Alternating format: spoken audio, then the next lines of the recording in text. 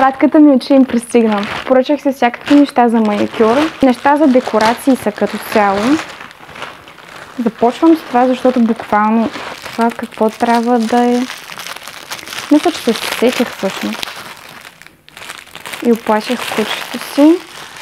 Това е нещо като постелка. Не! По този начин. Нещо така. И това така се залепя на стената. Това са цветчета. По този начин се слагат на нокътя и изглеждат много добре. И не знам защо това е празно. Ето това е празно. 60 colors. Какво? Тук. Това мисля, че знам какво е. Да, това е така като поставка, като спирала се води. Тук са самите, сещате се, и тук това ще седи така. Това също е добро, не мога да го затворя, така ще седи. Айде първо това ще отворя, защото е мистериозно. Какво е това? Мисля, че някаква бутилка, взела съм си нещо да правя сигурно на моите си ногти. Това е Star Glue, това е лепило и тук са нещо като фолио, така мога да ви го обясня. Вътре уж има 30 и няколко и тия просто слагаш от това и по този начин и така ти изглежда маникюра. Сякаш има nail art.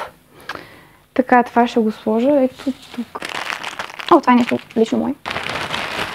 Пак са празни. Даже в момента хванах 3 неща, усещам. Даже май са 4. Да, 4 са. Лад. Първо исках да взема от такива очи, за да се упражнявам дали са моето нещо. Това не са точно четки. Как се казваше на български това? Съм взела някакви. Пак е нещо като фолио. Аз така ги наричам, защото на английски се казва фойл. Разнообразни са, има всякакви. Такива по-флорални взех. Мечетата очаквах да са много по-големи, доста са мънички. И сега ще ви ги покажа. Тия пък се ги залепяш на нокътя. Така изглежда, всъщност на светлината ще е по-добре. Това са брокатите и са навсякъде. Колко са? 3, 6, 12 са. Така може да видите по-добре. Така. Защо изглеждам жълта? Така.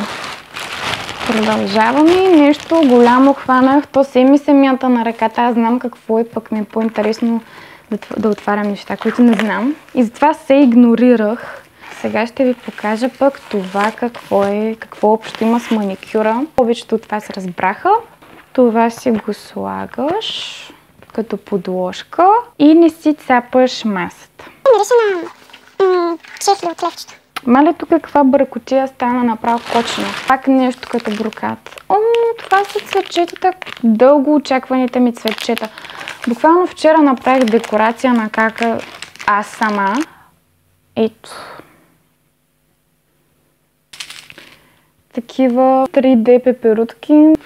И тук някакви златни неща. Тези ги имам. Хармония от декорации. Усещам нещо голямо, браво, страхотно. Това е като контейнерче, така слагаш по този начин. Слагаш броката и сипваш, след което всичко пада и тук вътре. И просто си го вадиш и обратно. Това май е последното. Това какво е? Най-якото е на последно място. Тук щях да се сложа дезинфектанта. Ще си сложа дезинфектанта. Буквата на приятеля ми.